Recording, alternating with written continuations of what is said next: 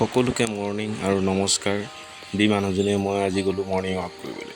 Morning walk কৰিবলৈ গৈ আপোনালোকক এটা ভাল ঔষধি গুণ শিকাওঁ বুলি ভাবিলোঁ আৰু তাতে ঔষধ আনিবলৈও ময়ে গৈছোঁ।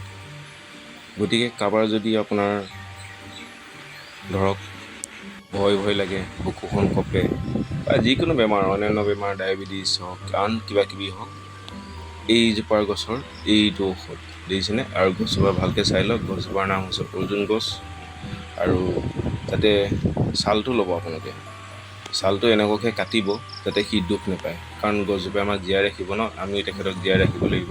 সেইকাৰণে ওপৰৰ পৰা মই অকণ কাটিলোঁ, কাটি পেলাই আহিলোঁ। আহি পেলাই আমাৰ ঘৰৰ পিছেদে থকা নৰসিংহ দেৱালয়, আপোনালোকক অকণ সৌন্দৰ্য দেখাওঁ। অসমৰ ভিতৰত এখনেই আছে নৰসিংহ দেৱালয়, দেখিছেনে?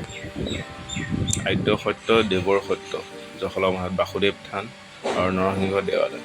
গতিকে ৰাইজসকল আহিব, মনৰ বাঞ্ছা পূৰণ হ'ব। আৰু এই তালজোপা মই যিমান সৰুৰ পৰা দেখিছোঁ সিমানজোপাই আছে, কাৰণ ভগৱান লম্ভি আছেতো। আৰু ফ্ৰণ্ট ছাইডৰ পৰা আপোনালোকক মই অকণ দেখাই দিওঁ থানখনৰ, দেখিছেনে? আৰু ঔষধটো আপোনালোকে কাটি কৰি শুকুৱাই ল'ব, তাৰপিছত ৰাতিপুৱা চাহ নিচিনাকৈ খাব। ধন্যবাদ। জয় অসম, জয়